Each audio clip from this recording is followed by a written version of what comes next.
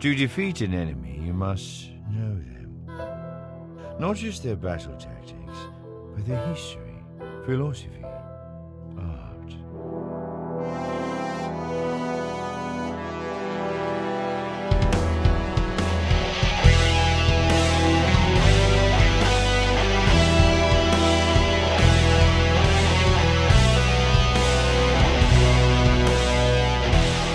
Welcome to the Chiss Ascendancy podcast.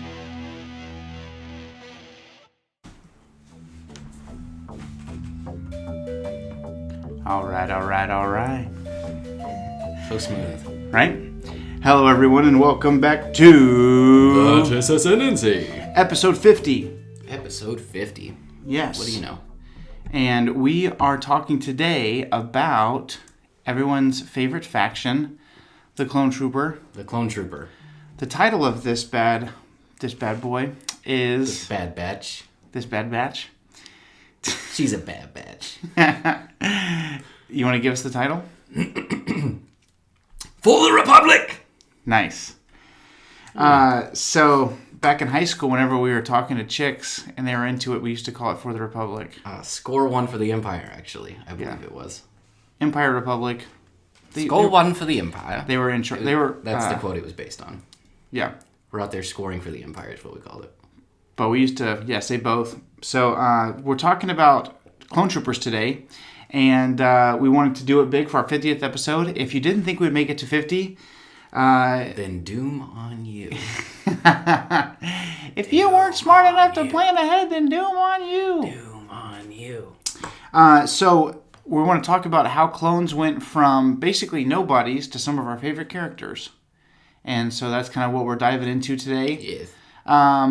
What was your take on Clone Troopers when they first were on the scene? I didn't know what a clone was. I remember Sean, our oldest brother, was trying to explain it to me, and I was like, a clone? Like body spray? He's like, no, like a clone. And I was like, brick wall, Sean. He took him forever to... I remember we were having a discussion in the pantry. I still remember where we were. That's funny. Trying to figure out what a clone was. My thing was, my first understanding of the clones was after episode 1. And again, our brother Sean was like, yeah, they're clones. And I was like, okay. And I kind of knew what that was. And he was like, of the Emperor. And I was like, an army? And so I guess somewhere along the line, he had gotten his... Timelines crossed up. Yeah, where there are clones of the Emperor, but not an army of them all at once. And so I was like... Unstoppable. Force. Yeah, I was like, well, no wonder the Clone Wars were so violent. I can tell you why that wouldn't work. It's because all the Sheevs would be like, there would be infighting. Oh my god. Can you even imagine? Like you had never seen. Yeah, but then you'd have Super Sheev rise from the ashes. I mean, I guess. But then you would also have like Clone Trooper 99 Sheev. I don't even do it. That would be crazy. He would just be... Janitor Sheev. He would be so bitter. Get off my robe. So we're talking about Clone Troopers, and really, I think the cool thing was that there was... Clone Wars, the cartoon, did so much for Star Wars because, as we've seen... For one, we got Rex. We wouldn't have had Rex without TC Dub. Right. Well, also, it did so much for characters that we didn't realize we needed more of, if that makes sense. So, for instance, a character like Darth Maul, we didn't know, like, George Lucas didn't understand the potential that he had, and has been pretty public with how much of a, not mistake, but maybe a... Regret. Yeah, a regret. A regret. Or an oversight it was to kill him off in the Phantom Menace, and so they brought him back for Clone Wars. And as we've said in previous episodes, Jar Jar's going to be the key to this movie. Darth Maul can suck eggs. That's so funny. Crap, I forgot what I was saying. Oh, as we've stated before, he realized Darth Maul's potential to the extent that if he was going to write the sequel trilogy, he was even going to have Maul be the big bad. Yeah, that would have been cool. Oh, Also, my it would have God. given us. I mean, I think the Zabraks probably have a comparable lifespan to humans at this point in canon. But if he would have done the sequel trilogy and he would have had the opportunity to bring Maul back, it would have said something that if he was in his prime, so many years after the Phantom Menace, Right. that they probably had an elongated lifespan. Yeah, it would be interesting. I guess, in a way, it's strange how the dark side of the Force ages dark side users, but also sustains them. Yeah. So it's like, all right, you're going to look 80 when you're 40, but you'll be there for a while. Well, I don't know. At the risk of getting off topic a little bit, you see, like, in the Bane trilogy, for instance, which, again, not canon, but a good point of reference for this kind of idea, is that the Orbalisk armor made him, like, invincible, but once he got it all removed, it exacted a huge toll on him. Yeah, and he had tremors and stuff like that. And I think he was only, like, 40 or 50 at the time, I want to say. Yeah. Well, also, interestingly, like, Palpatine's got to be 100 years old by the Return of the Jedi. Yeah. And 130 years old or 140 years old by the end of Rise of Skywalker. Which is interesting because that seems like his clones deteriorated much more quickly than original Sheev. Well, yeah, I think that... You know what I mean? Mm-hmm. It's kind of like that story where if you boil the frog over time, it dies, but if you drop it in hot water, it jumps out. Yeah. I think that the body, maybe Sheev's body could acclimate to the usage of the dark side. Plus, there are obviously advantages to having a natural body versus a clone body. Do we think that he did essence transfer to take over the clone body? Mm-hmm. Is that confirmed? Basically, yeah. Because the way it's described in The Last Jedi, Peregrine Took kind of says that... Oh, you mean Rise of Skywalker? What did I say? Last Jedi. Yeah, Rise of Skywalker. I keep thinking The Last. Oh, yeah. Yeah. But in Rise of Skywalker, he says that it's, like dark magic, Sith cloning, something like that. Secrets only the Sith knew. Right. Yeah, it's interesting because I guess he cloned his own body. He was Mary, wasn't he? He wasn't Pippin. But if you think about it, it can't be that the clone itself was Force sensitive because the original clone was Rey's father and he wasn't Force sensitive. And then you had the clone of Palpatine. Yeah, but then why would they need Baby Yoda to count? To see how a body can... If you can create a body that can handle the Force. Because remember... they were injecting Baby Yoda's blood into clones, and the clones were deteriorating rapidly. And that's why they needed more blood. Were they not using him as a genotype? I don't know. Interesting. My understanding is that they ran out of blood because they were testing small amounts of blood in clones, and they couldn't hold up.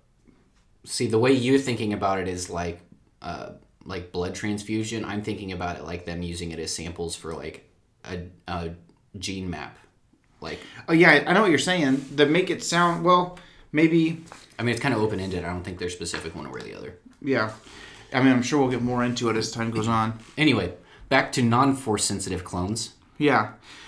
So Clone Troopers, it all started with Jango Fett. Episode 2. And there's a couple of different stories from Canon and Legends why he was chosen. Mm-hmm. But long story short, it's funny because... Which some of those stories were now kind of semi-confirmed. You know what I mean? At least the timeline and some of the relationship that Jango had. Because of the chain code. Right. Well, the interesting thing is that it's funny because he's the most qualified, but in the comic Old Republic Jango Fett, which is or Legends of the Old Republic or something like that, the Jango comic where he gets hired, he's like, yeah, but partially you're hiring me because I'm a human. Like he kind of knew about the literal racism of the Sith, the xenophobia. Maybe not just the Sith, but the reigning Sith at the time.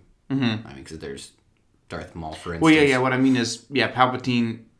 Maybe not so much Dooku, but Palpatine definitely saw humans as superior to other races. Yeah. And I think Dooku was like maybe even slightly more elitist than Palpatine was, because in Tarkin specifically, Palpatine kind of revels in the fact that him and Darth Vader and Tarkin all came from basically Outer Rim worlds, and that for the most part they were common people. I mean, Tarkin was born into kind of a royal family, and Palpatine was born into a political family. But for galaxy perspective, they were the lesser. Right.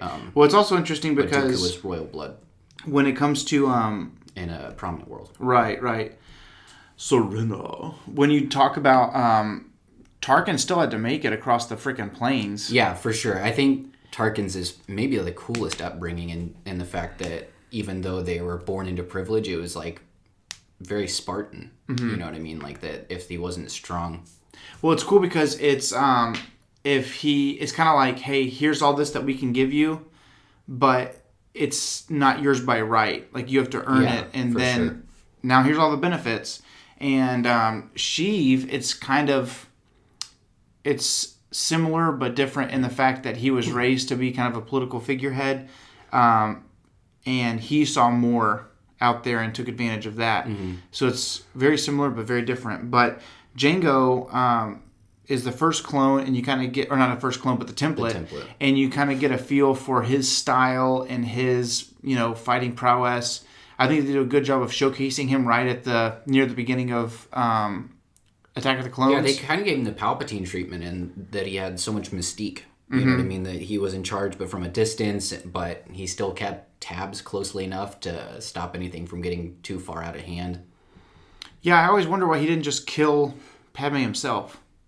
Why hire Zam? Maybe because he didn't want himself to be traced as easily. You know what I mean? Because he was still doing important behind-the-scenes work. Right.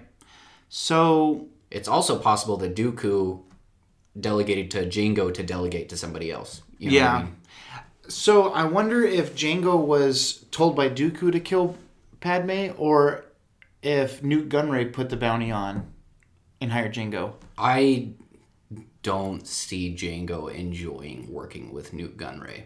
And anytime you see him in Attack of the Clones in that company, he's usually kind of at Dooku's right-hand side. It's very interesting. It's funny because... Like, if I were Dooku, I would want to protect him too. You know what I mean? Yeah. It's interesting because it kind of shows you, though, how much prowess he had, that it would be like, it shows that he had a drive other than just money, which is really cool because it's like, hey, here's the Kaminoans, or Kaminoans, however you want to say it, who are obviously very wealthy, very elite within their group, kind of noses up in the air, literally, said that his pay was considerable. Yeah. So it was a lot of money for the Kaminoan telling you that it's a lot lot of money. Yeah. That's these people deal with... second only to Immune telling you it's a considerable amount of money. These are people who sell souls for a living. You basically know what I mean? like a whole planet's worth of wealth if Immune's impressed by it. Right. So he's saying that Jango's pay was considerable, and he still wanted to hunt. It's just kind of cool. It's very Mandalorian of him to continue doing that. And so he kind of gets... You kind of get a picture of how good of a fighter he is and what you can expect from the clones. And he has pride in them. He says they'll do their job. I guarantee that. Yeah. Well, so that was pretty cool. Even Obi-Wan, who's a Jedi Knight at this point, but still a very capable fighter, had a challenge in Jango Fett. Yeah. Well, I mean, he basically lost, but through the cable. I mean, it was a kind of a 2v1 situation. Yeah. It was very... I think if Boba wasn't in Slave 1, he would have had Jango managed. It was neck and neck, and then Boba hit him with the Slave 1 up close. Yeah. Point blank Slave 1.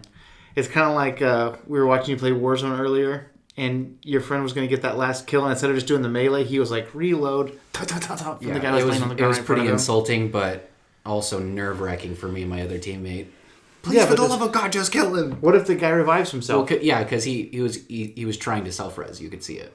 But Jango Fett was super cool, but the clones themselves kind of remain faceless and nameless. They don't take their helmets off the whole... You see them without their helmet when they're on Kamino. Right. But they remain faceless. And then I remember thinking, okay, so they just obey any order. Because they don't know Anakin from a hole in the ground. And he's like...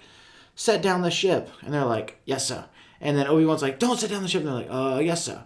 Like, it just seemed like they were very robotic in their responses. So they start off very, very different than what we get to know them as. Well, and it's kind of like a razor's edge you have to walk. You know what I mean? Because they wanted And I wish that Plagueis was still canon because there's a lot of insight into the whole cloning process and why it was necessary that they had a human from Plagueis' perspective, which was like the right combination of aggression, but also passivity when it comes to accepting orders. And I think that that's why Jango was necessary. I think if Jango would have been the type to settle after he got cash, he wouldn't have been the right template. You know what I mean? It was the natural amount of tenacity that he possessed. But, you know, everybody's fairly familiar with the line in Attack of the Clones where she says that, you know, they've been basically programmed genetically to be more receptive to orders. Right.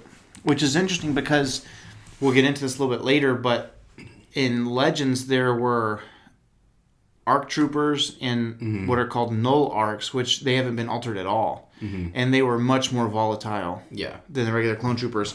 So Jango was cool, but the clone troopers didn't really, even in Revenge of the Sith, you know, the most personality you get is, hey, I think you'll be needing this. Yeah. And he gives Obi-Wan his lightsaber. There's not like, there's a little bit of banter, but nothing crazy. And but Clone Wars really had a huge impact on how we see clone troopers. Certainly. And part of that is probably marketing value. You know, it's... Yeah, but I don't think it's necessarily just the clones that evolved in that film, because we see B1s and B2s having much more personality than we had in Attack of the Clones, for instance, where, you know, the B2 kicks R2 and he's like, stupid little astro droid. Yeah, yeah. Or we had the B1 handing the lightsabers to Grievous and he goes, you're welcome. Yeah. Yeah, that was actually really funny. Yeah. But the Clone Wars show did more for clones than almost any other character. Yeah. Well, you know, I mean... considering the fact that, I don't know, 30% of the characters were clones and were invented for the show.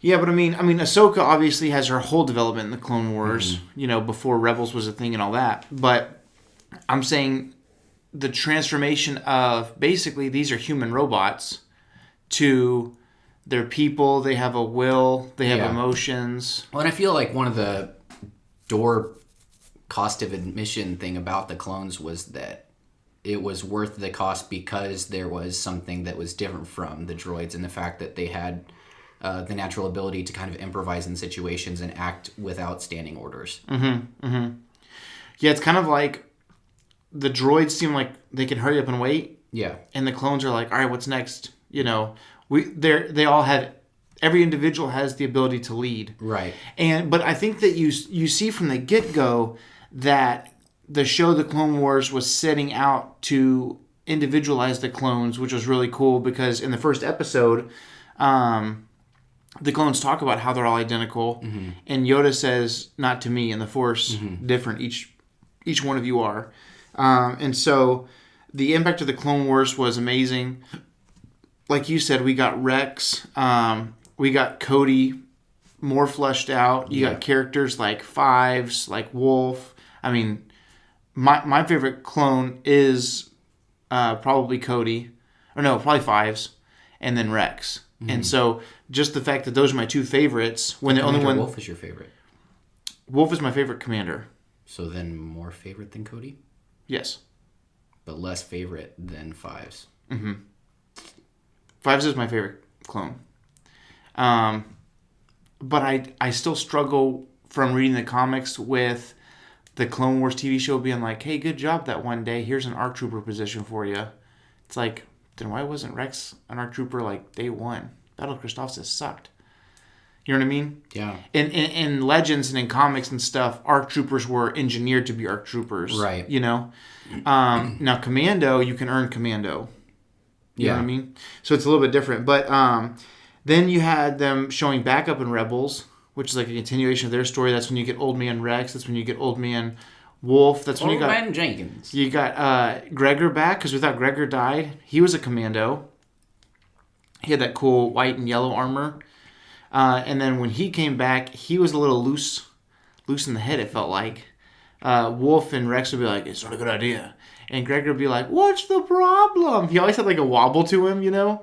And he had that cool bro tank with like a restaurant on it or something. It was like In-N-Out Burger for space with a white bro tank, and he was like super tan, like almost like, you know, someone that you know that works outside. Yeah, and like that guy in Swamp People. He just wore the overalls and that's it. Dude, that guy's nips have to be either just Concrete. gone Made of Durasteel. or concrete. Yeah. Dude, that would hurt so bad. Yeah. Sometimes when I'm playing basketball and I just have a regular shirt on my nips, they kind of hurt after a while. Dude, and can you imagine, like, it would be aggravated by the sweat and humidity? Yeah. And it's blue jeans. I don't get it, dog. I have a friend in high school that he was wearing a white shirt one time, and we were playing basketball, and I look over and he's like this. And I was like, what's wrong? And he was like, my nips. And then later on, he was like, I guess his shirt was like rubbing his nipples raw, you know? And then later on at the open gym, we're still playing. And back in the day, we used to play for like 4 or 5 hours. Yeah, We'd show up at like 6 or 7 o'clock and leave at like midnight. It was a nightly event. And so we would be done. And after a couple of games, he was like, my friend Caleb drips sweat. Like, he's just a super sweaty guy. And so he was wearing just a white, like basically an undershirt. And I look back up and I'm like, oh my God, Caleb. And he looks down and there's just blood coming from both of his nipples going down his shirt. And so I think to this day he wears Band-Aids under his shirts, even on just a regular day. It reminds me of the Office when Andy's about to run the 5K. Mm-hmm. He's got like gauze pads and like crisscross Band-Aids above the gauze pads. And he's like, Dude, that every time I see that episode, I think about Caleb. Bless him. But, okay, so before we get into kind of like the history and what things look like in Legends versus Canon for how things played out for the clones, give me your favorite division of the clone troopers and your favorite individual clone trooper. I mean, who cares about anything besides the 501st? Let's be honest. There's a lot of good ones out there. Yeah, but Vader's fist. Yeah, that's kind of not fair that it became Vader's fist in Battlefront 2. That kind of like solidifies it for everyone. Yeah. Yeah, there's just like... Well, and I think it's cool because they probably saw some of the most action. It seems like, especially a lot of the Jedi Masters that we're familiar with, they're mostly staying around Coruscant, going out on missions, but Jedis like Anakin and Obi-Wan, they're consistently out working missions, and it's just, you know, from one planet to the next, war, and maybe like a quick brief or debrief on Coruscant and then back at it. Right. And the 501st being under Anakin for most of that, I would say they probably had some of the most, if not the most, action in the Clone Wars of any division. Dude, man, there's some good ones. I'm looking them up right now. Okay, so 501st is obviously up there because of Vader's fist. I want to say it's the 212th. Yeah, the 212th would have been Cody's. Is Cody's. Dang, there's some really good ones, though. There's the 54th. Am I muddling that? What color are you looking for? I want to say that's under either Wolf or Pawns. Oh, man, I can't remember what division's under Pawns. The Wolf Pack is super cool. Yeah. That's maybe one of my favorites just because the Wolf... Under Commander Pawns is cool. They're the ones that all specialize with the runners. Right. Also, a really cool one is the 187th, because that's... that I guess the 187th might end up being the Wolf Pack. It's weird because you had divisions that came out for like toys, but then Clone Wars might have, you know, retrofitted things. Let's see, Wolfpack division for the Clone Wars is the 104th. Okay. They serve under Plo Koon and Clone Commander Wolf. So that's probably one of my favorites. And then you had the 187th, which was the purple ones. And it was cool because obviously they were made purple because of Mace Windu, because of Samuel L. Jackson. And then another one that's really cool is the Kashyyyk. I don't know what division that is, but they're one of the only divisions that has like that specialty camouflage. Yeah. Because a lot of it, it's like, okay, so the 501st is white with the blue trim, or white with the yellow trim, or white with a purple trim, or things like that. The Wolfpack is white with the gray trim, and they kind of customize their helmet decals. But the Kashyyyk troopers were cool because they were actual camouflage. Mm-hmm. So that was super dope. Commander Gree was really cool because he had the green helmet, and the visor almost looked like it glowed. Yeah. Talk about getting the short end of the stick in Revenge of the Sith. Shows up, looks super cool, gets his head cut off in like 30 seconds. But I think that my favorite division... Oh, my God. I mean, it's kind of hard to argue with Vader's fist. But since then, I guess the 501st became stormtroopers, but I don't know. The clones are phased out much quicker in canon now than they were in Legends. I would have to say my favorite is probably the Wolf Pack. It's a cool group. What are you looking I at? fault you for it. I was trying to think of what I thought, because I know 54th isn't one. I think maybe... They're all like triple digits. Yeah. So here's the thing. So your favorite individual is Rex, obviously. My favorite individual clone actually is Commander Fox. Commander Fox, that's right. We've talked about this a number of times. Yeah. What stands out? Is it the name? I like his name. I like his getup. I like that he's in charge of the prison. Yeah. It's just... So I guess shock troopers, are they a division? Or they're not a division necessarily, are they? Or are they just like a subgroup, like a battalion? It's really hard to differentiate my mind between what I've read and what's... because information isn't exactly handed out on a roster in the Clone Wars. So I'm just like watching it, trying to interpret it while I'm watching it and store that information away. But it's so much easier to remember stuff that I've read. Right. I would say that it seems like shock troopers are like a Coruscant kind of thing. Because they don't seem to be... it's weird. They don't really have a division. Let's see. If you look at Wikipedia, it says that they are... So, Clone Commander Fox, his is called the Coruscant Guard. Yeah, I was going to say, So the Coruscant... Not shock troopers. The Coruscant Guard is... They are the shock troopers, though. Right, but I'm saying they're not specifically shock troopers. So what is your... Okay, so when Fox is first in the Clone Wars, he has like the maroon and white. I think of it as more of a crimson than maroon. Yeah, but is that your favorite look of his? Because I like the one where he has the skirt. Yeah, the comma. Yeah, that's sick. He basically turns into... he is the leader of the shock troopers. He's the one that's running that prison and stuff. Mm-hmm. And there's the one look where he's got the... I think it's like the red upper with like the white chest. Mm-hmm. That's the coolest look to me. And that's... I think it came out in the 3 3/4 inch black series before they changed that back to just the vintage collection. So the interesting thing is, before we got Clone Wars in depth, we started to get some individuality from the game Republic Commando. Did you ever play Republic Commando? No. No? Let's see. Republic Commando, I want to say it came out in 2005 or something like that. Let's see. Yeah, February 2005. I think I was thinking of the 104th, which is Plo Koon's. That's the gray. Yeah. Yeah. Wolfpack. That's my favorite. So 2005 came Republic Commando, and that was the first time that you really got a good look at individuality within clones, because they had... so you had Boss, who was in orange, and he was kind of like... obviously his name's Boss. And then you had Fixer, who was in green, and he was kind of like... when you have the Bad Batch, you have the nerdy kind of guy that has the cool... glasses that come down, and that was Fixer, and he was the tech guy. He was basically they call it the slicer, and he was basically the R2D2 of the group, where he would go in and do the little turn thingy. And then you had their demolitions expert, which was Clone Commando Scorch, and he was freaking cool. He had the white and blue and the bright yellow tri markings, and for the longest time of that group, he was the only one that had a toy. And I remember probably, I don't know, 2008 maybe? 2007? I don't know, a long time ago, 12 years or something. I kept looking in stores, and I could not find that toy. And I would find, for the longest time, they've always had them numbered. Mm-hmm. And I would be like, I don't want 12, I don't want 14. I would go to the store, Walmart or Target or something, and they would have 10, 11, 12, 14, 15, 16, 17, and just the one that was missing was Scorch, and I could never find him. And so finally...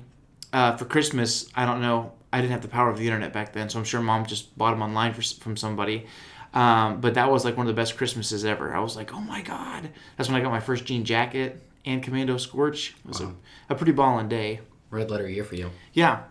And then the sniper of the group was a character named Sev. And a lot of people who have played Republic Commando, Sev is their favorite character.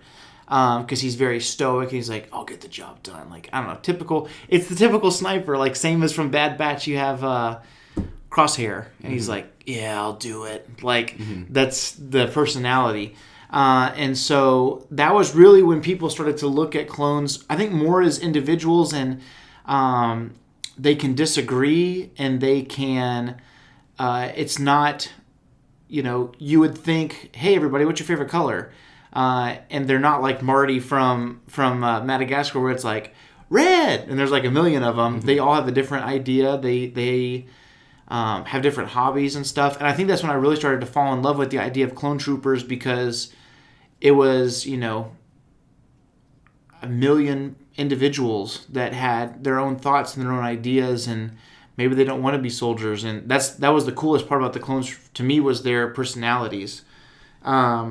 And I think you read one or two of the Republic Commando novels as well. Yeah, but I was like 9 years old, so I don't remember any of it. Dude, so the Republic Commando novels started in, let me look. I want to say like same release as the game. Let's see. Hard Contact is the first one.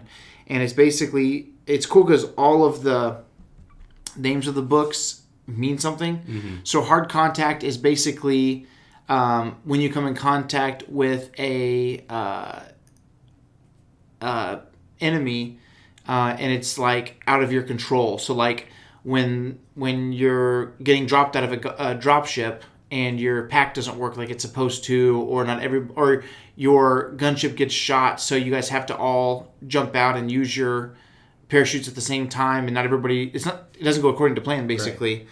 Right. And so that's Hard Contact, if I remember correctly. And that really kind of looks into the mind of a clone trooper, because right off the bat, the demolitions expert of that group, 2004, holy crap, so that was before the game even. The demolitions guy from that group, I want to say his name was Darman, and he has a crush on the Jedi Knight that's assigned to them. And I remember reading that book and being like, hey, this isn't right, you can't do that. But it really started to open up the individuality. And Karen Travis is the author of that whole series, and the author of some of my favorite books. I know I gave you Legacy of the Force series recently. She's my favorite author of those three in those groups, and partially because she writes about Boba Fett in that series. But she really got a lot of flack for exposing, almost talking crap about the Jedi throughout the series, and really looking more favorably on not just the clones, but the Mandalorians training the clones, and how the Mandalorians, for all their flaws, understood family and individuality greater than the Jedi did. And I think it's just the perspective from which a book is written that a lot of people don't really understand. Like, for instance, Marcus Heights, right? Yeah. He wrote the Dwarves series, and for the most part, throughout the series, the Alfar, the Dark Elves, are painted in very dark light, except that when he's writing the spin-off series about the Alfar, they're the heroes now. Right. You know what I mean? Everything that's, like, disgusting and, like, makes you want to vomit that they do in the main series, it's now, like, aesthetic, and there's reason to it, and it's cultured. And I think it's hard for people to differentiate between, like, the way an author's thinking about something, or the way an author will try to get in the headspace of their subject and kind of show the same situation in a different light. Right. And I think, honestly, her series, as much as the Clone Wars, opened up my eyes to, I never asked myself, obviously, like, this is like a deep thought when it's an imaginary movie series, that isn't real, but I was like, what if the clones don't want to fight? You start asking yourself that, because the individuality is brought to the surface. And it's interesting. What if the House Elves want to be free? Yeah, exactly. It's interesting because when the Clone Wars came out, they actually asked her to write the novelization. And so that was kind of her speciality for a little bit. And I think she fell out of good graces, or maybe it's actually, I think Star Wars fell out of her good graces, because I think her feelings, I talked to her actually a little bit on Twitter, this was years ago, but her feelings were kind of hurt that they were writing the Clone Wars and kind of disregarding some of the stuff she had set in motion in her novels. And I think that there were 5 books, maybe 6. I think there were 5. And there was supposed to be a 6th and final book, really putting out there the end of the story of this family of Republic commandos. And she did not renew her contract to write that final book because she was so frustrated with how, I guess, the Clone Wars was colliding with her writing style. Yeah. So I know for most folks it's like, okay, well, if you argue with the Clone Wars, you're an idiot and you can't, you have no footing. But as someone, and maybe it's my viewpoint, but as someone who read all those books before I watched the Clone Wars, because I didn't watch it as it was coming out. Yeah. My view on those clones is almost clearer from those books than it is from watching the Clone Wars, other than maybe Rex and Fives. So it's very interesting. But in the Republic Commando series, it really, really opened up individual struggles. And, there's the second book in the series is called 000, which is, that's the planet designation for Coruscant, because that's where the Republic is based out of. So that's home base, 000. Mm-hmm. And then the further you get from, in any direction from the core, the numbers, change, and I guess the farther you get away, the higher the number. Right. And, you have, this is a crazy thought, but you have a human in, I can't remember which clone it is, but he falls in love with a Twi'lek girl who works at, like, a restaurant he likes to go on his leave time. And they fall in love, and they want to get married, but he's not allowed to be married. And it's like, is it even worth it? Because everyone knows that humans and Twi'leks can't procreate, which has been changed since then. Mm-hmm. But just the mental struggle of, these are my duties, this is what I've been made to do, but what if there's a goal that I have outside of my creation by the Kaminoans? Well, I think there was a little bit of homage paid to that idea in that story arc with the one trooper who had gone AWOL, and he did have a Twi'lek wife. Yeah. And they, lived the simple life of a farmer and, still managed to do their duty. And I think it was Rex that was injured. And so Rex was struggling with whether or not to report him. Right. So some of that, I don't think it was just, it's always messy when you're dealing with individuals out, especially like when people have such strong emotional ties to the subject matter and such different ways of thinking about it and approaching it and what it means to you. Well, it's also, but I don't think they threw the baby out the bathwater. You know what I mean? Yeah. I think for one thing, it's, if you're an author and it's like, hey, here are 2 squads, here's 8 troopers, and you get to build a family around them, and how does this work? Yeah. And then for on the flip side, it's like, hey, just so you know, so George Lucas and Dave Filoni are actually working on the series, so anything they say, that's the way it's going to be. Mm-hmm. And it's interesting because you think about it, and she's thinking, quantum chemistry. She's thinking, how does this individual feel about this? And George is such a big picture guy of, this is how this is going to affect the cosmic force for the next 300 years, and how does it affect, the Skywalkers? It's not just the Skywalkers, that's the balance of the light and the dark. Mm-hmm. And Karen Travis is saying, yeah, but what about this guy? This guy's one of, 1.5 or 2 million clone troopers, and he's in love with this girl.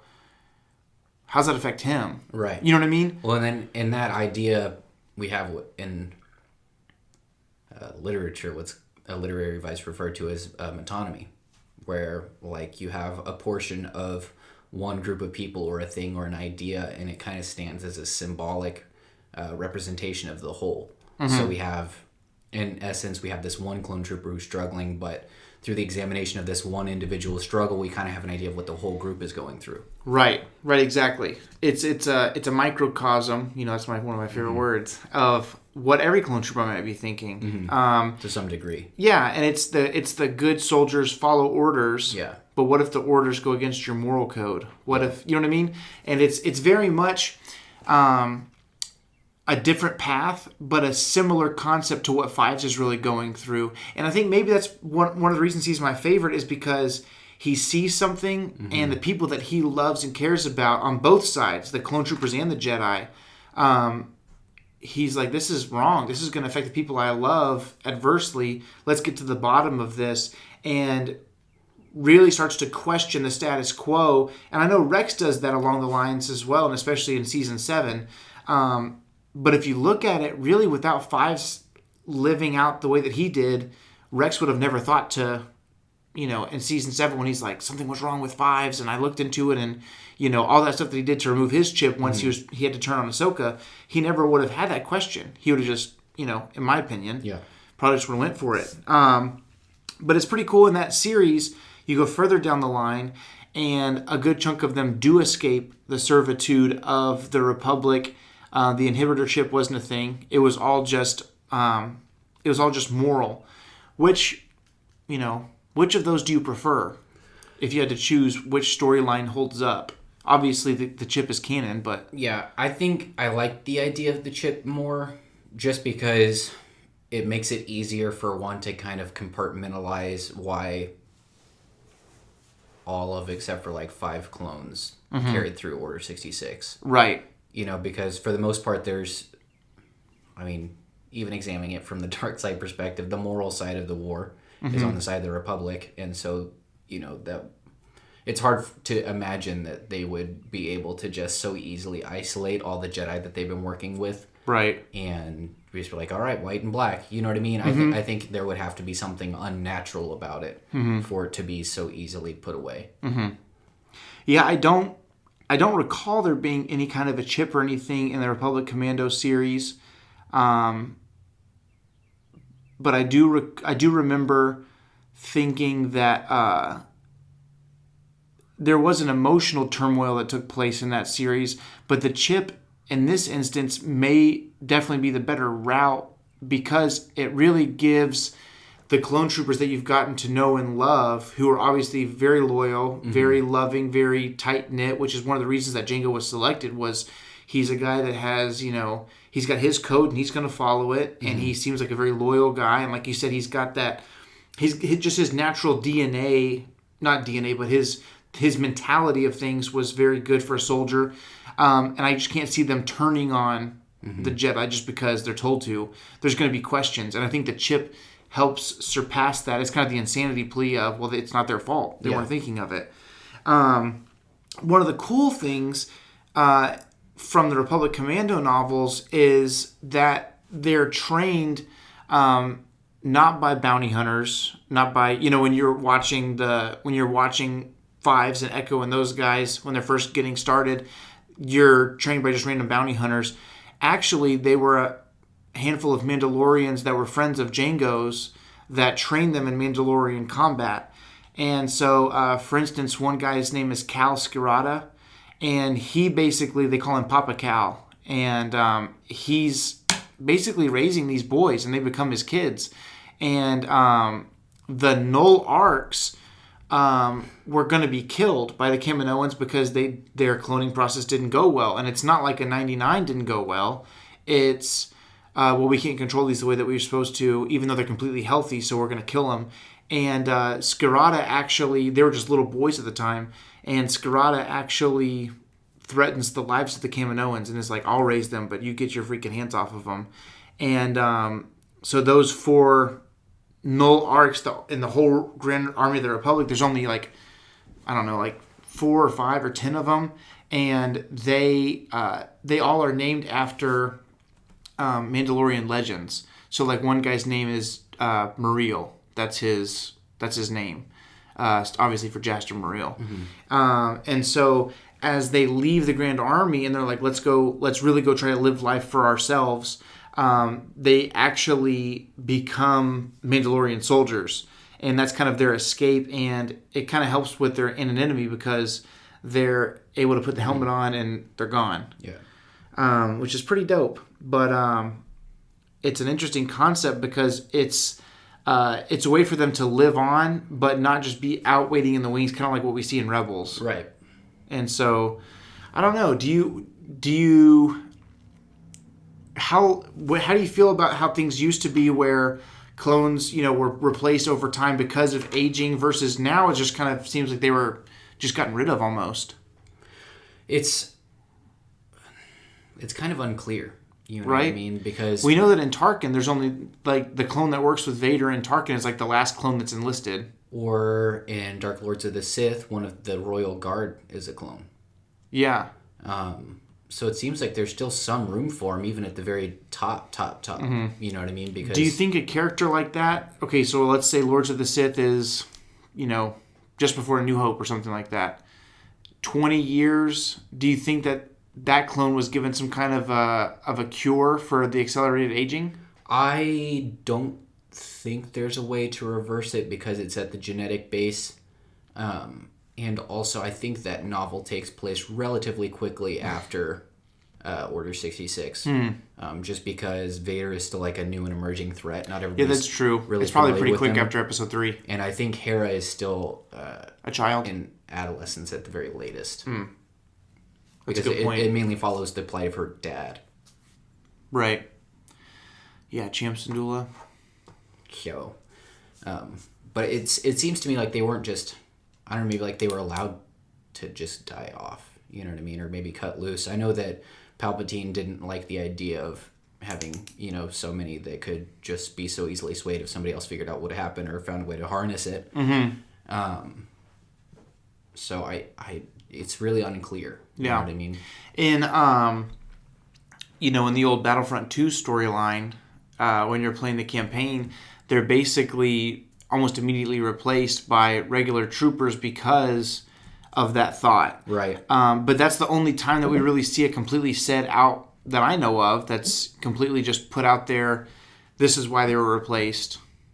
Well, and it's interesting because we have certain people who are in the Grand Army of the Republic who aren't clones that were at one point civilians, like Tarkin, he Right. conscripted, or we have what's the guy with the mustache and the cool voice? Yularen. He's human, or the Scottish guy that's training the clone cadets in the Boba Fett arc where they're infiltrating. Scottish guy. But my point is that there are humans that are non-clones that are in the Grand Army of the Oh, I Republic. know what you're talking about. Yeah. But it seems like because the Republic didn't have a formal army at that point, that the clones were necessary. But once the Empire started to move on, and Sheev obviously militarized the Empire, that they started doing conscriptions, and I think the clones, more than anything, just became unnecessary. And then I think through the process of conscription and maybe dying in conflicts or whatever, their presence in the army was just diluted until it was almost non-existent. What's interesting is now that I'm thinking about it, there's a comic book that it talks about. I want to say there's a clone trooper. I could be wrong. It's either a clone trooper that used to be, or it's a stormtrooper that used to be a clone. Or no, I know what it is. It's a stormtrooper First Order stormtrooper that used to be an Imperial stormtrooper. And Kylo Ren wants to talk to him to know what it was like working with Vader. But it's not a clone. It feels like maybe also because the Grand Army was like, well, here's this war, we need to fight it. With the Empire, it's like, we're just going to have military presence everywhere. So you could have diversified your assets and really inflated the value or the presence of clone troopers. If you have 10 troopers and they're all clones, then that's one thing, and they could be easily swayed. But then if you have 300 troopers and 10 of them are clones and they're all kind of spread out through the divisions, then you could have, one clone for every, 9 civilians. Well, I think the other thing is that once they wanted the military presence to be so widespread that clones would have become cost inefficient. Because for the most part, comparatively, conscripting somebody and putting them through training and stuff, that's free money compared to having to create somebody and then raise them from infancy. Right. And condition their minds. Yeah. Because Jango obviously had a stronger will than the clones have, like to your point earlier where the Kaminoans were like, they've been conditioned to such and such. It is really crazy, though, that they went all the way from when you are listening to, oh my gosh, what is that guy's name? The Jedi that turns bad. He's the same species as Dex. He is Pong Krell. Yeah. When you have Pong Krell and he's like, they're expendable, they're pawns, they're this. That's kind of how they appear, though, in Attack of the Clones. You know? You see a whole gunship blow up and you're like, well, that sucks. But when you watch Revenge of the Sith and you realize that Oddball is the pilot, gets me every single time. Not Oddball. Because you hear Anakin say Oddball, and Obi-Wan kind of takes they're doing their job, we must do ours stance. And we're all like, shut up, Obi-Wan. Well, and to Obi-Wan's credit, it was the Supreme Chancellor's life on the line here. Right, I think it's a little bit more dire circumstances than we literally ever see. Yeah, it's the ultimate mission. Yeah. Because at the time, obviously, they don't know that they're being played by both sides. Right. You know? Imagine Grievous being like, yes, I've done the greatest thing. I'm going to go brag on myself to Sidious. You know? Ding, dun, dun. Yes, Darth Sidious. And it's like, you've reached Darth Sidious. I'm not able to come to the calm right now. You got freaking Palpatine sitting on the chair and he's like silencing his Apple Watch. Nyek, nyek.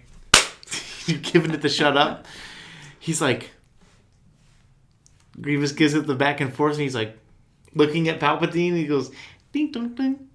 And Palpatine's like, vibrating under his hand, and he's like, something's fishy here. Strange space weather we're having. Making. So, you need some NyQuil or Robitussin? No, Mace Windu crushed my insides. Oh my god. Because Grievous had no way of knowing, right? I don't think Grievous was that trusted. I think it was Dooku and Palpatine. I think they're the only ones that know. Maybe Masamita. I got his. Oh, Masamita totally knew. He is a bag of you-know-whats. Yeah. He totally knew. So, interesting, we kind of got... we talked about this a little bit earlier, but families of clones is an interesting concept because how much of the genetic genes of the accelerated aging and cloning... You know, even today, like, they can clone a sheep or whatever, you know? But the sheep comes out and it's like... Bah, like... you know, making a bah sound out of its ear or whatever. Like, they're not really a healthy concept, you know what I mean? Yeah. To a degree. So... 1,000 degrees. 1,000 degrees. Macy says that really good. I've always wondered, you know, like you said, there was that one clone that deserted and, you know, raised a family. How does that work? First of all, how long had he been there? Because, like, the Clone Wars had just started. Long enough for children. I think that first kid had to be like 8. No, I think he's raising somebody else's kids. No, those were half-breeds. Maybe the little one, but the Clone Wars weren't 8 years long. Well, the Clone Wars, yeah, I guess so. I don't know. Maybe he was like one of the early ones. Even if he was like, bump this, I'm leaving Geonosis and going to find me a Twi'lek girl. The Clone Wars were only like 3 years long. Was he cuckolded by a stronger male? Yes. I think that he was feeding somebody else's kid. Dang. Got cuckooed, huh? You know about the cuckoo? The cuckoo bird? No? Oh, yeah. For those of you who don't know, it's a bird species that'll lay its eggs in the nests of other birds, and the baby bird will basically dominate all the other baby birds until all the other ones are dead, and it's just eating all the food. Basically, Dudley Dursley of birds. Just eating all the freaking food, and then it just takes off having isolated that entire other family of birds. Okay, so check this out. I'm looking it up, and the guy's name is Cut LaQuaine, which is a really long name for a clone to make up. Had to be believable, man. They're on Seleucami, and it says... There are 100 Lees. It says the LaQuaine family was an intermixed family of Twi'leks and a human who... Oh, it says Twi'leks and a human. That little one looked like a half-breed to me, dog. Yeah? Dude, this is so strange. It was right at the beginning of the Clone Wars, though. I mean... Okay, check it out. Initially comprising the pink-skinned Lethan Twi'lek, female, Sue LaQuain, and her 2 children, Shaish Did he and Jack. adopt her name? What a cuck. Following his desertion from the Grand Army of the Republic, the former clone trooper Cut married Sue and adopted her 2 children. Ugh. What The 4 of them made a life for themselves. Someone's watching this that has adopted kids or has No, married I into just a like- single life. Sorry. I'm just saying. There's a deadbeat Twi'lek out there is what we're saying. Here's the real thing. It's probably Bib Fortuna. I'm just upset that he took her name. Yeah. He didn't have a last name, though. What if he was like, from now on, Okay, your but- last name is Trooper? Yeah. Your name is Mrs. Fives. My name is Cut, and you're Mrs. Cut. I'm Cut, not a clone. Now you're Mrs. Not a clone. Exactly. Cool thing, though, is that in He just wears around those glasses with the nose and mustache. the $2 one, It's like part of his daily disguise. look at his, hey? Cut, not a clone. How you doing? In Legends, there was a character named Vinku, also named his nickname was Cad, K-A-D, which is one of the cool things about the Republic Commando novels is there's a lot of Mandoa spoken, and you get to figure out like what different things are in that language. Can we think about how hard it would be to be a father and literally not having any familiarity with what parents do? That's like parenting when you first have a kid. Yeah, but you had a parent, at least. Yeah, it's true. He had a glass tube. Mom? Dad? He's like, so where's the tubes? Where do they sleep? Where do these kids come from? I don't see a cloning facility for miles. Dude, that's crazy. You would think that if, in all honesty, if you were cloning, I guess you would want their testosterone to be there, but you would probably make them sterile. I was just about to ask if you think they're Snipped? eunuchs. I don't think so. I mean, you'd need the testosterone, but You could, yeah. I mean, without getting too gruesome, you could genetically modify them to have the testosterone, but nothing else. testosterone comes from the same root word as testicle. No, I'm saying that the... How do you want me to say this? Pee stored in the balls.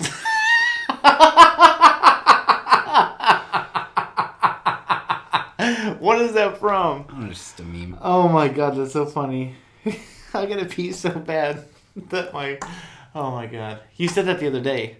Yeah. But Vinku Skirata, which is cool because he took on all the clones that left took on the surname of Cal, who was their dad basically, and he was known to, like I said, as Cad to family and friends. He was a Force-sensitive human male who was the son of Clone Commando RC-116, aka Darman, and the Jedi Knight Etain Termukin, which that's the Jedi Knight that they're stationed with in the very first book, and they fall in love by the end of the book. And thus, he was the biological nephew of Boba Fett and many of other Jango Fett's clones. So, it's actually in the series you're reading. How far are you into Betrayal? Not that far. Did you start yet? Yeah, I started. Oh, okay. Chapter 6, I want to say. Oh, that's not bad. But it's cool because he's on Mandalore, and he actually wants the Mandalorians to return to their like warrior status. He's Yeah. like, "What are we freaking waiting around for? Let's just take over." But he's a Force-sensitive Mandalorian, which that's the first one of those that we see in a really long time when these books came out. And then there's another clone. So this is the oldest clone that I can think of. This is from Legends. But the clone Jang Skirata, which that name Jang is the last name of a Mandalorian legend. There's another one that's named Ordo, I want to say. And he's named for... A delicious entree, chicken cordon bleu. No. He's named for that Mandalorian that's with Revan in the book Revan. Remember that? Yes. So, That guy was cool. yeah. Jang, Canderous, that's his name. Canderous Ordo. So, Thick boy. so he's just named Ordo, that clone trooper. But Jang Skirata... It's not too far off of Gordo. Nope, not at all. He was the 10th Null, or Null 10. He was the oldest living clone that I could find just by memory and doing a little research. He lived as long as 40 ABY, so after the Battle of Yavin. You know, now some of the Star Wars timeline, when you look it up, it's called SBI years. So it'll have basically the Starkiller base incident is like the base incident for everything instead of Battle of Yavin. So A New Hope is, 34 negative 34 SBI. Isn't that weird?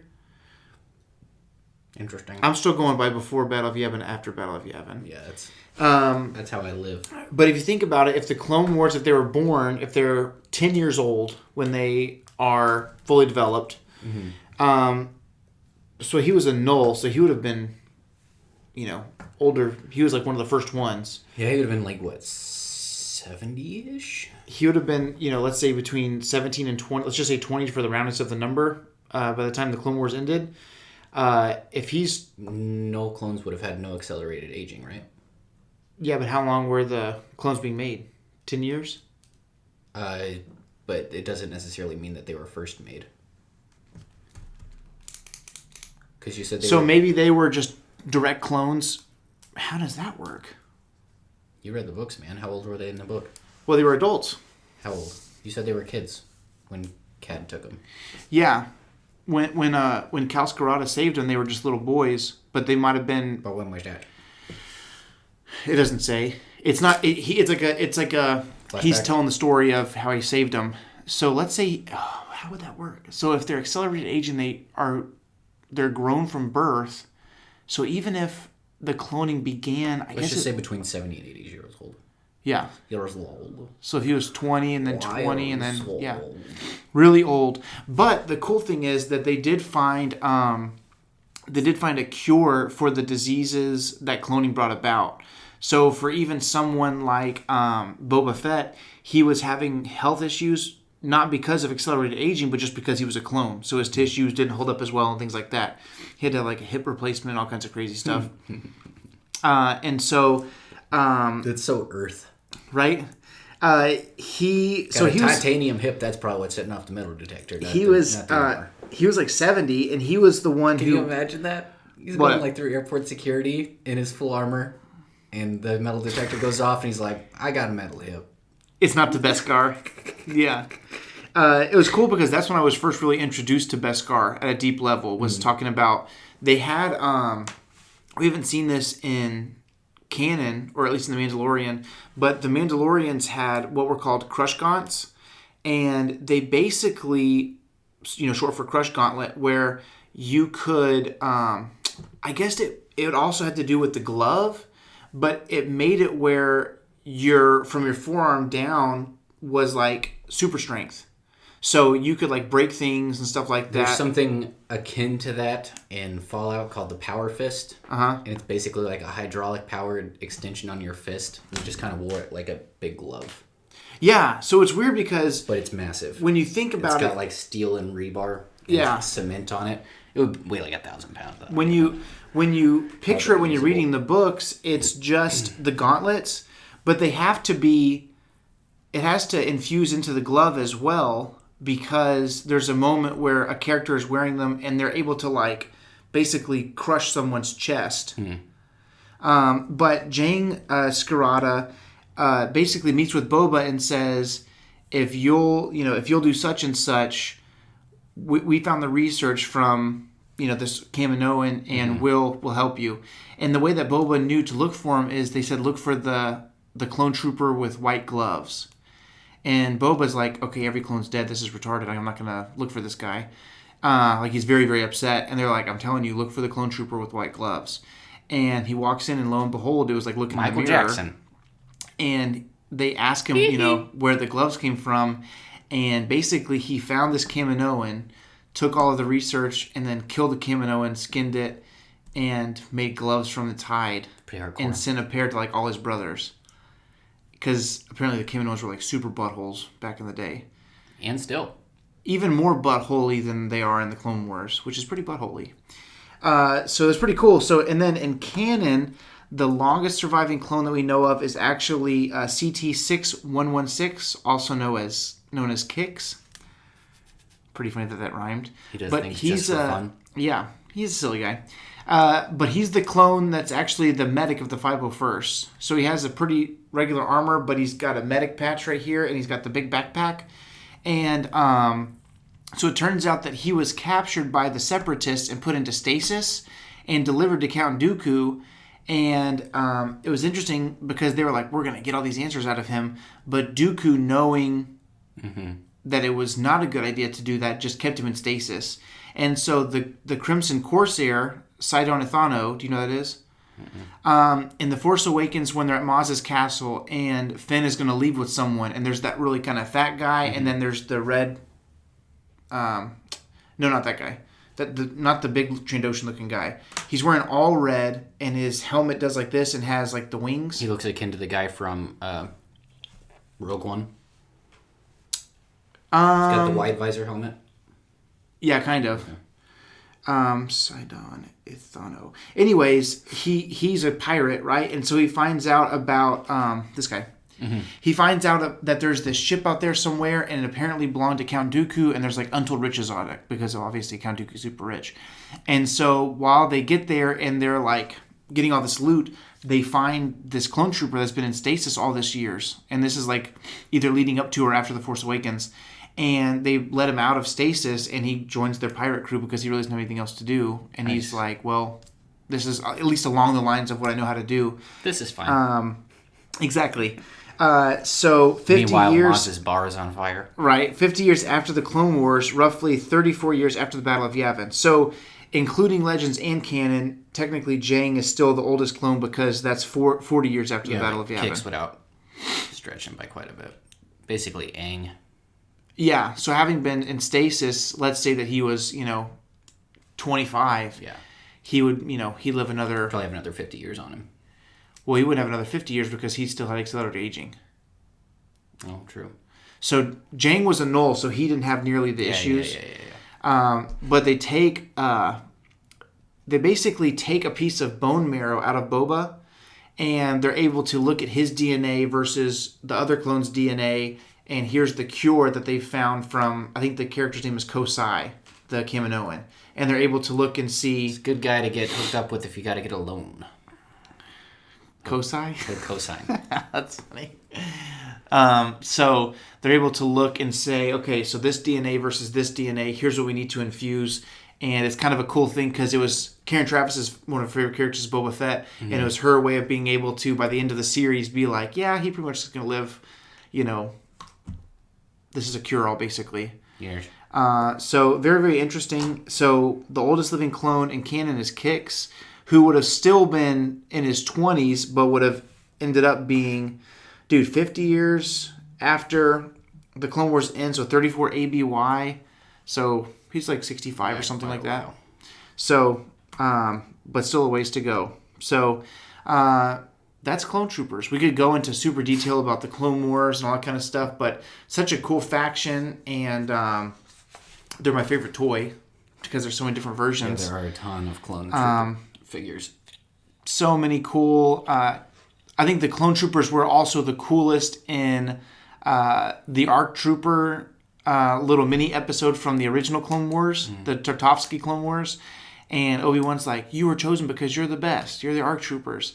And they have just the different specialists where they have the guy that has the guns that come over his shoulders, and they have that was cool. The Fordo character who's like, and he's like shooting from the hip. He's shooting with a pistol, and then he's got this other blaster on his hip.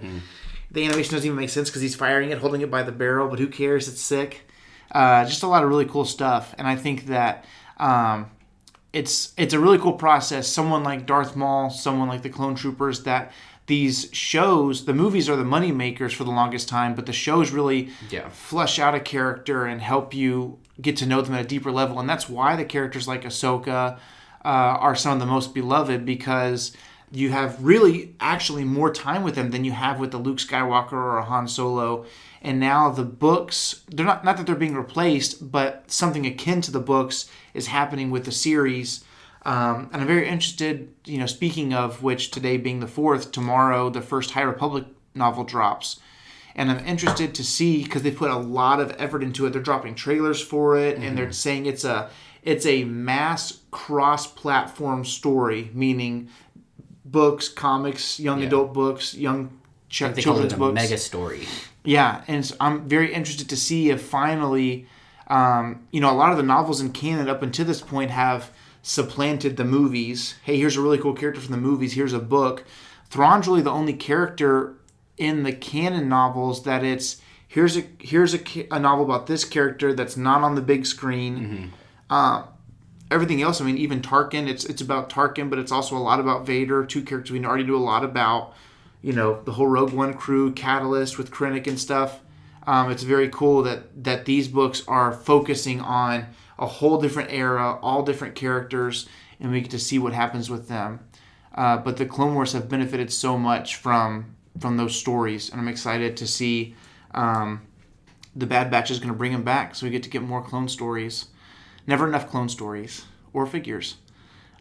So that's our 50th episode. Nice. And we want to dedicate it to our boys in blue and white. So there you have it. Green, red, and yellow. So Purple, may the Force be with you. Gray. And remember, The only family you have yet is me. We'll see you next week.